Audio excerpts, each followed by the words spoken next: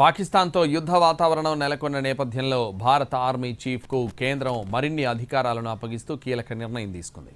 అవసరమైతే సరిహద్దు ప్రాంతాల్లో డ్రోన్లు, మిసైల్స్తో దాడులకు దిగుతున్న పాక్ బలగాలను తిప్పికొట్టేందుకు అవసరమైతే సరిహద్దు టెరిటోరియల్ ఆర్మీని రంగంలోకి దించాలని నిర్ణయించింది. భారత ఆర్మీ చీఫ్ ఉపేంద్ర ద్వివేదికి మరిన్ని అధికారాలను అప్పగించింది. అవసరమైతే టెరిటోరియల్ ఆర్మీని రంగంలోకి దించాలని సూచించింది.